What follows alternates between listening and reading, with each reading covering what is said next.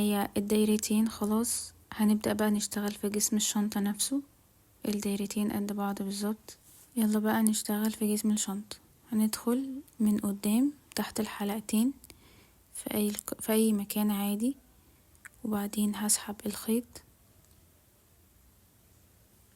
وهنخفي الخيط الصغير ده معانا، وهعمل 14 سلسلة كده. 3 4 5 6 7 8 9 10 11 12 13 14. نتأكد بقى. تمام. دلوقتي هنوصل بقى الجزء ده بالجزء التاني من الشنطة. هناخدها لازم تبقى الوش للوش، يعني الوش الخارجي يبقى برا، وهندخل برضو من برا في تحت الحلقتين، اي حلقتين عادي، ونسحب الخيط. هنسحب الخيط بالشكل ده كده، وبعدين ندخل الحلقة دي في الحلقة دي كأننا بنعمل منزلقة، او هي فعلا منزلقة. هنلف بقى الشغل كده ونرتفع سلسلة، وهنبدأ نشتغل في السلاسل. هنسيب اول سلسلة ونعمل منزلقة، والتانية منزلقة برضو. كده بدأنا ب2 منزلقة. 10 غرز الجايين كلهم هيبقوا حشو. لو تفتكروا اصلا احنا كنا عاملين 14 سلسلة اللي هما الارتفاع دول. هنعمل 2 منزلقة في البداية، و10 في النص حشو، و2 منزلقة في النهاية. وده هيبقى السيكونس او ترتيب بقية الغرز كلها في جسم الشنطة.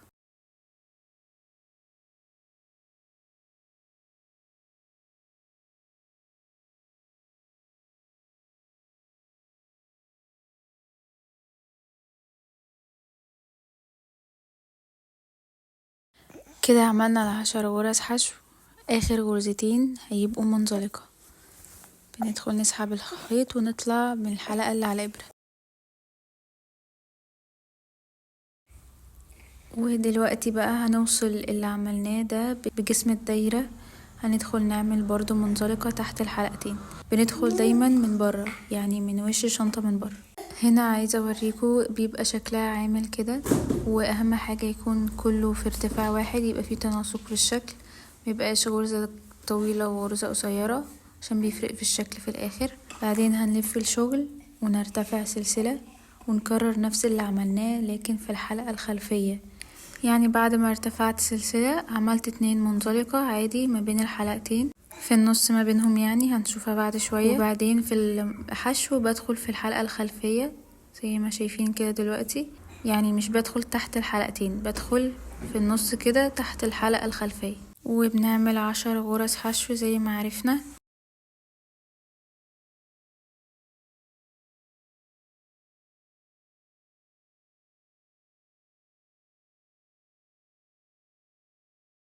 هنا اخر غرزتين هنعملهم منزلقة.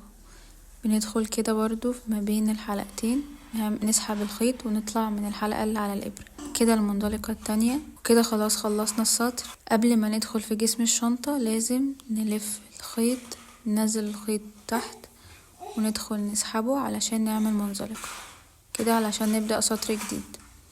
بعدين في كل مرة بعد المنزلقة برتفع سلسلة، وكرر 2 منزلقة، 10 حشو، 2 منزلقة.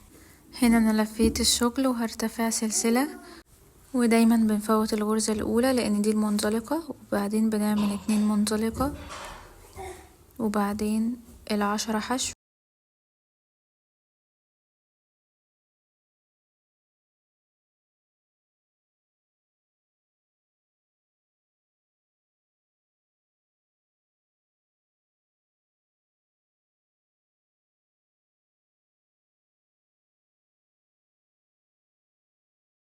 وفي اخر السطر ال2 منزلقة الاخرانيين. وبعدين بنوصل بقى بالدايرة، يعني ندخل تحت الحلقتين من برا، نعمل منزلقة ونلف الشغل، نرتفع سلسلة ونكرر. هنفوت اول غرزة ما ننساش، ودي بتبقى المنزلقة القديمة اللي هي قفلنا بيها السطر. بعد كده بنعمل 2 منزلقة و10 حشو، والسطرين اللي فاتوا هنكررهم حوالي 53 سطر او 56 سطر على حسب انتي عملتي الدايرة بتاعة البداية خالص ازاي. يعني انا مثلا عملت في الدايرة اللي هي دي 6 راوند، فعلى حسب سمك الخيط وعلى حسب عدد الراوند اللي عملناهم هيختلف عدد السطور. هكمل بقى. هنا انا عملت حوالي 40 سطر، لسه فاضلي حوالي 13 سطر، فانا هنا بوريكم الشكل بقى عامل ازاي. هنا بعمل الحشو،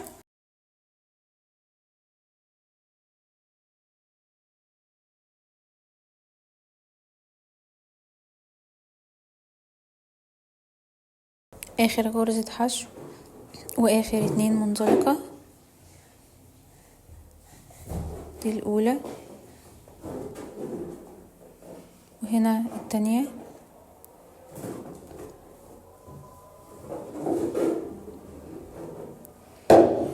زي ما متعودين بدخل من قدام تحت الحلقتين بعمل منزلقة، بعدين هنرتفع سلسلة زي ما متعودين وهنكمل السطر بقى.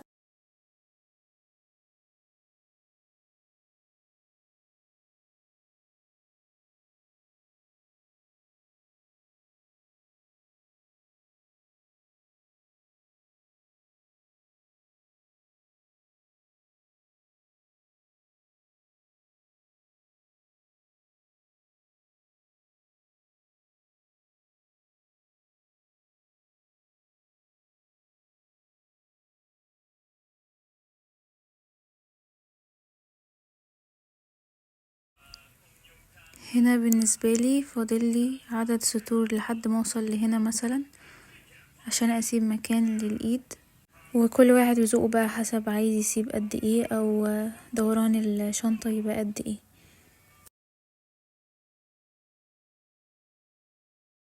ونيجي بقى لأحلى مرحلة بحبها وهي تركيب الاكسسوارات.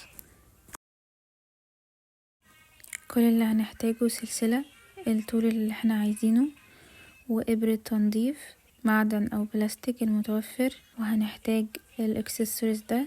الاكسسوارات دي انا بجيبها من الموسكي وسط البلد في شارع اسمه حوش العين، في الشكل ده من النجمة ده علشان مثلا عايزين نركب ميدالية مفاتيح او كده. وكمان الايد دي من نفس مكان اكسسوارات الشنط اللي قلتلكوا عليه. انا بفك المكان ده كده عشان اركبه في الشنطة. هنحتاج منهم 2 ويلا نشوف هنطعمهم بالخيط ازاي. مفروض كمان في جوز حلقات دهبي برضو وفي مغناطيس بنقفل بيه الشنطة. تعالوا الاول نفك الجزء ده. هنجيب مفك وهنفكه، بيبقى فيه مسمار كده.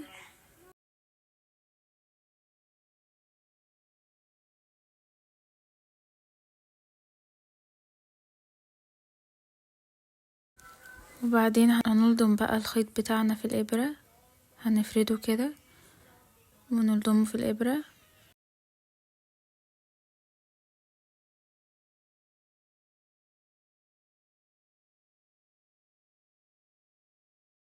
ومفروض بعد كده هناخد طول كده من الخيط، طول مناسب علشان هنربطه كمان في الشنطة، فعايزين يكون اطول كمان من المقاس اللي احنا محتاجينه.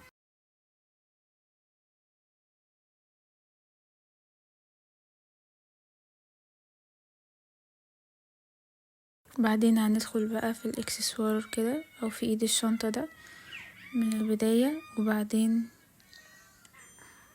نساوي طرفين الخيط بحيث ان الاتنين يكونوا قد بعض. يعني هنا مثلا انا بشوف بالتقريب ال الطول اللي انا هستخدمه في تطعيم القطعة كده، بالتقريب كده الطول اللي انا هستخدمه في الحلقات ويمين وشمال يكونوا قد بعض.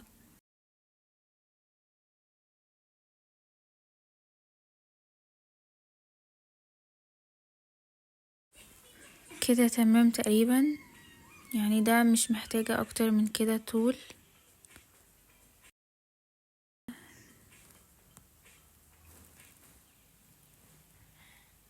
هنبدأ بقى نخيط الخيط في الحلقات، مفروض بالإبرة انا طلعت من المكان ده هدخل في المكان اللي بعده، وهكذا مرة هطلع ومرة هدخل. اهم حاجة بس ان ظهر الخيط يبقى من ورا، عشان انا عايزة الجزء الامامي كله يبقى باين فيه الخيط الجزء بتاعه اللي من قدام. الجزء الخلفي من الخيط بيبقى مقسوم نصين كده، مش عايزاه يبان. بس مرة هطلع ومرة هدخل لحد الاخر. عادي بقى بنظبط الخيط كده معانا واحنا شغالين.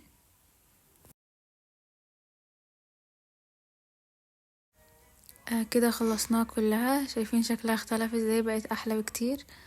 المفروض هعمل القطعة التانية زيها بالظبط. ودلوقتي تعالوا نشوف هنطعم السلسلة ازاي. نفس الفكرة تقريبا، هنجيب طول مناسب للسلسلة واطول سنة،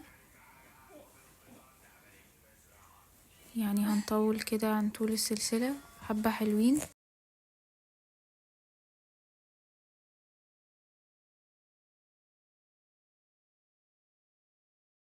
وهنلضم برضو الخيط في الإبرة.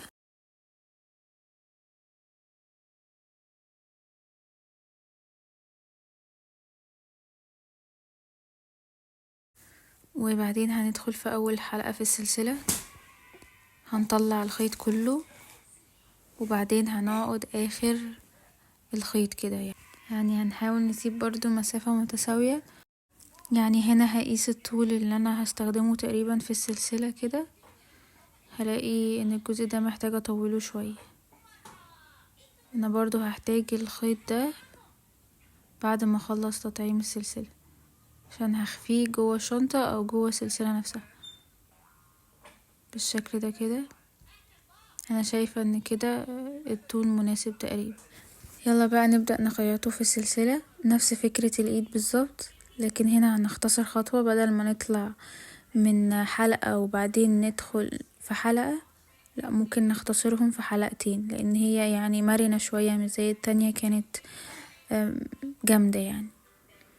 فهنا اهم حاجة بس ان الحلقات تبقى مرصوصة ورا بعض، ما تبقاش معوجة.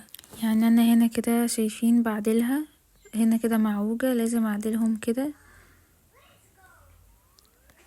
وبعدين بنطلع من الحلقة التانية من ورا عكس الاولانية. احنا دخلنا في الاولى من قدام، التانية بنطلع منها من ورا. ولما بنيجي ندخل المرة دي بقى مش هندخل في حلقة واحدة، لا، هندخل ونطلع من الحلقة اللي بعدها.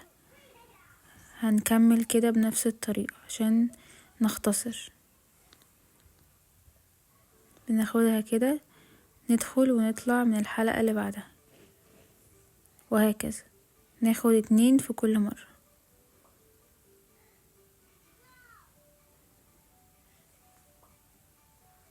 نفس الفكرة، لازم الخيط برضو يبقى معدول. هكمل بنفس الفكرة لآخر السلسلة. شايفين بندخل في الاتنين، ناخد 2 مع بعض والخيط بيبقى معدول بالشكل ده. كمل بقى للآخر. وده بيبقى شكلها في الآخر بعد ما بنركبها. تركيب بقى الميدالية دي سهلة، بنركبها في الخيط والإيد نفسها. بنربط الخيط ما بين الحلقات ونخفي الخيوط. لو في حاجة مش واضحة اكتبولي في الكومنتات وان شاء الله هوضحها لكم. شكرا جدا على مشاهدتكم لآخر الفيديو. قولولي رأيكم وما تنسوش اللايك والشير عشان الكل يستفيد.